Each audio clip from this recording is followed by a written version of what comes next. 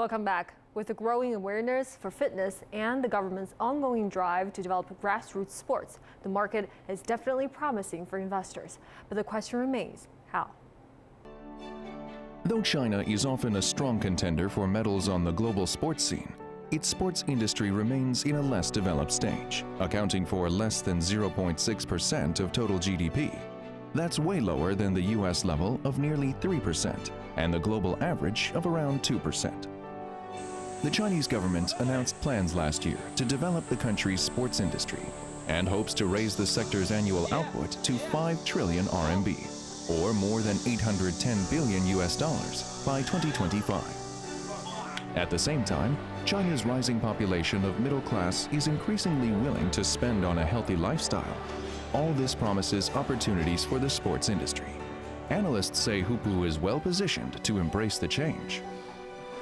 Hupu is embracing a golden decade for China's sports industry, which is very good for it.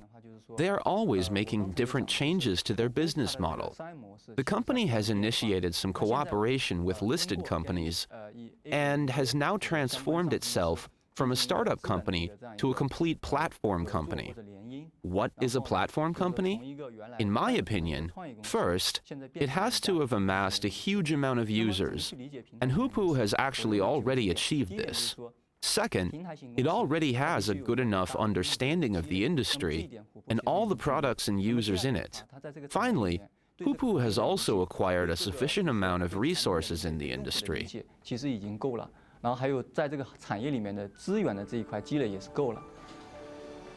Cheng Hong says that Arena Capital will invest in companies in various stages of development, including startups, growing companies, and pre-IPO companies. He believes his past experience as a startup entrepreneur will help him make investment decisions. I would like to quote someone who went through this change before us. The biggest difference between an entrepreneur and an investor is that while the entrepreneur believes in what he is doing and believes that he is the best in the whole world at doing it, the investor thinks that, yes, you are doing good, but there are others that can do better than you. So it's a change of mindset. Personally, I think that I have benefited from climbing to this status because I had to fight my way up here, and I know how hard it can be. I've fallen in a lot of these traps, so I'm very well suited to communicate with the entrepreneurs we are investing in because I can relate to all the different things that they experience. This, in turn, reduces the time we have to spend on communicating, so we can spend more on doing business.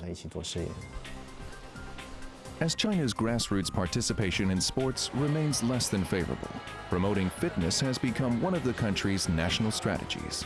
Cheng Hong says wide public participation will contribute to a booming sports industry. It's clear that the new sports industry will just keep improving. It should be an industry aimed at those who practice sports. If China doesn't have loads of people who play football and basketball, then the future of professional football and basketball here doesn't look too good.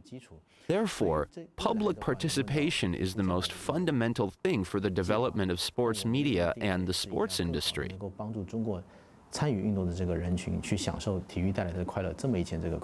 It's very interesting. We talked about how Hupu changed its business model several times. So it went from this online discussion forum to an advertising agency. Now it's got its own venture capital fund. Right. Why is Hupu doing that? Yeah, I think that's an interesting change to watch. And I think the main reason is for Hupu, this is sort of like corporate venture capital, which is actually becoming more and more common in China. So these corporate venture capitalists are different from independent venture capital firms in that corporate venture capital, they usually invest for strategic reasons as opposed to pure financial reasons. And these companies usually, when they look for investment targets, they will look for companies whose business will have potentially synergy with the company's own business. So either their upstream or downstream divisions. So and as long as the company continue to grow, and reach certain scales, the company can be later on acquired by the investor. Right. So this is one way to actually expand their value chain and try to make sure they capture all the source of revenues along the entire value chain. I see.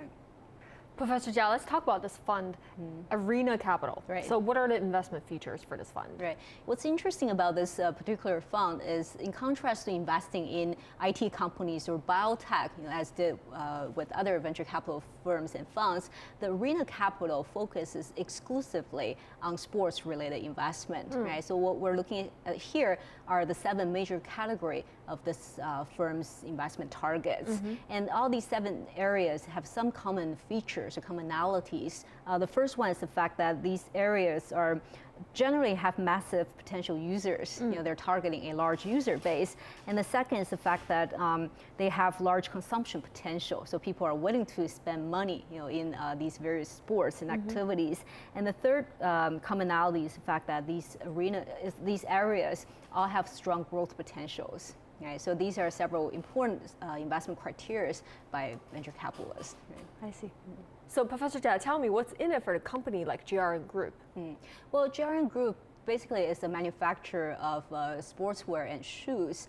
And this company actually is considered as a latecomer to the sports sector. So it's facing significant competition from top-tier players, first-tier players like Anta. So for this company, in order to win out in the market, following the traditional strategy is going to be very difficult because the other competitors already have a first-mover advantage. So I think the reason this company chose to establish this venture capital fund with Hupu is basically this is for the company is a new way out, a new competitive strategies. But my concern is, well, this company became a publicly traded company in the Chinese Asian market in the early, I think 2010 or 2011. This company is under significant pressure, to pursue short-term performance.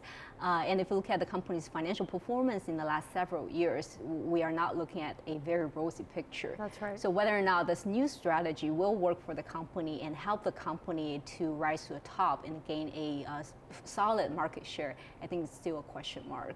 I see. This is a very strategic and interesting combination, but whether this combination is successful still remains to be seen.